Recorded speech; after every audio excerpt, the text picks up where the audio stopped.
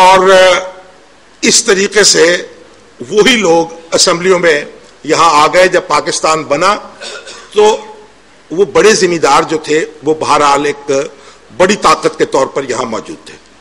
اگر آپ اس زمانے کا بعض محققین نے تجزیہ کیا ہے, 50 بڑے پولیٹیشین جو ہیں 47 کے بعد انہوں نے ان کا تجزیہ کیا ہے, تو ان میں آپ دیکھیں تو ایک بڑے ذمہ دار نظر آئیں گے, کچھ بیوروکریٹ نظر آئیں گے, کچھ دوسرے اور کچھ مسلم لیگ کے پرانے رہنما نظر آئیں گے.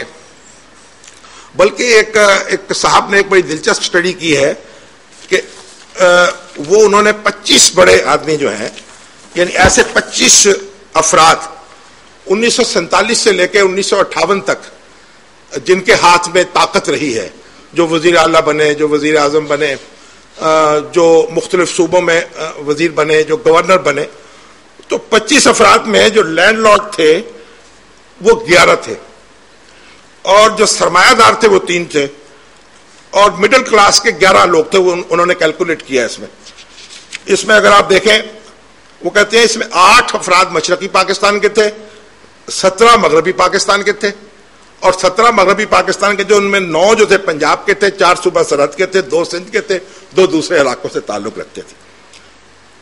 ان میں 6 وزراء اعظم شامل ہیں, 3 گورنر جنرل یا صدر شامل ہیں, 15 وزراء شامل ہیں, 16 وزراء اعلیٰ شامل ہیں, 6 گورنر شامل ہیں, 5 صوبائی وزیر شامل ہیں.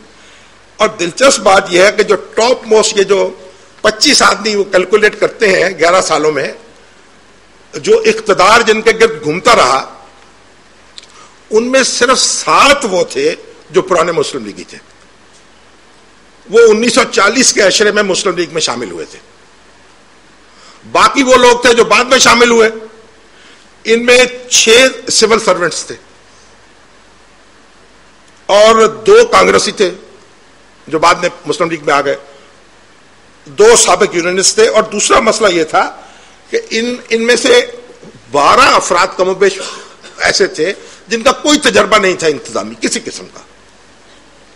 تو جب پاکستان بنا ہے, میں نے یہ بات اس لیے آپ سے کی ہے کہ جو ایک چیز یہ ہے کہ ہم اپنے آپ کو لیڈرشپ سے الگ کریں, فلاں نے یہ کر دیا, فلاں نے یہ کر دیا, فلاں نے یہ کر دیا. ایک یہ ہے کہ ہم اپنی قوم کی جو مجموعی تصویر ہے وہ رکھیں سامنے, اور دیکھیں کہ یہ پاکستان بننے کے بعد پاکستان جس طریقے سے بنا ہے, اور اس کے بننے کے بعد یہاں جو کچھ ہوا ہے, وہ ہماری جو قومی ساخت تھی اور حیثیت تھی, اس میں یہی کچھ ہو سکتا تھا اور یہی کچھ ہوا ہے.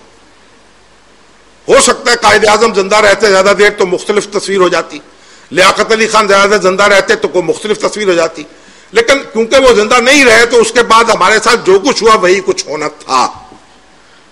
کیونکہ ہماری جو سیاست تھی وہ اس طریقے سے عوام کے اندر اپنی جڑیں رکھتی ہی نہیں تھی, اور نہ ہی پھر نتیجہ یہ نکلا کہ ہم 7 سال تک, ہمارے ہاں دستور جو ہے بنا ہے کوئی 9 سال میں, اور ایک دفعہ الیکشن بھی ہوا, پھر صوبائی الیکشن ہوا, پھر اڈلٹ فرنچائز ہم نے دیا.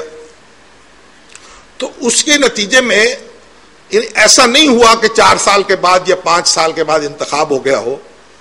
تو یہ ایک, اور 47 سے لے کے 54 تک تو تقریباً جو سمجھے آپ پاکستان میں 1 پارٹی رول رہا ہے, اور وہ مسلم لیگ کا رول ہے.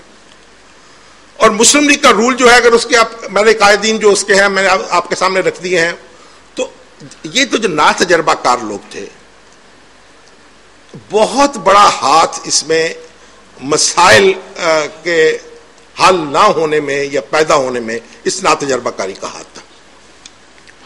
اب آزادی جو ہے جو ہمیں ملی, اب ہم جب یہ کہیں گے کہ یہ حقیقت ہے یا سراب, اب فرض کیجئے ہمیں آزادی نہ ملتی پھر کیا ہوتا؟ اگر ہم آزاد نہ ہوتے, یعنی آزاد نہ مطلب پاکستان نہ بنتا, تو ہم ہندوستان میں ہوتے, اور ہندوستان میں ہوتے تو پھر ہمارا کیا حشر ہوتا, یہ ایک الگ موضوع ہے. اب تو کیونکہ ہم ہندوستان میں نہیں ہیں تو پاکستان میں ہے. یہاں جو کچھ بھی ہم نے اپنے ساتھ کیا ہے وہ خود کیا ہے, کسی دوسرے نے نہیں کیا. اور ایک ہوتی ہے کیپیسٹی بلڈنگ. قوم کی جو کیپیسٹی بلڈنگ ہے وہ جوں جوں ہوتی چلی جاتی ہے, جوں جوں اس کی جو وسعت پیدا ہو جاتی ہے اس کے اندر, اسی طریقے سے اس میں کوالیٹیٹو چینج آتی چلی جاتی ہے. ہماری بڑی بدقسمتی یہ تھی کیونکہ ہمارے پاس ایسی لیڈرشپ نہیں تھی جو طویل عرصے تک اس ملک کا انتظام چلا سکتی اور اس کا کوئی ویژن بھی ہوتا. اس وجہ سے ہمارے معاملات جو ہیں وہ ہمارے ہاتھ سے نکل گئے. بھارت میں پنڈت جواہر لال نہرو جو تھے وہ وزیر اعظم بنے اور 17 سال انہوں نے اس ملک پہ حکومت کی. اور پنڈت جواہر لال نہرو وہ آدمی تھے جو تحریک آزادی جو ہے اس کے حقیقی لیڈر تھے. مہاتما گاندھی کا بڑا رول ہے ایک اسپرچل لیڈر کے طور پر, ایک گائیڈنگ لیڈر سول کے طور پر, لیکن عملاً اگر آپ دیکھیں تو تحریک آزادی کی جو بالفعل قیادت ہے وہ پنڈت جواہر لال نہرو کے ہاتھ میں تھی. انہوں نے کئی سال گرفتار ہوئے, جیلیں کاٹی اور جگہ جگہ پورے ہندوستان میں ان کے ورکرز موجود تھے, ان کی پارٹی موجود تھی, ان کو آرگنائز کیا. وہ ان کے ہیرو تھے, وہ ایک بہت بڑے انٹلیکچوئل تھے, ایک بہت اعلیٰ کوالیفائڈ اور اعلیٰ تعلیم یافتہ شخص تھے. اور جیل میں پھر انہوں نے اس طرح اپنے آپ کو یعنی آپ دیکھیں ان کے والد جو تھے موتی لال, وہ تو بڑے ایک سہولت پسند وکیل تھے اور بہت دولت مند آدمی تھے.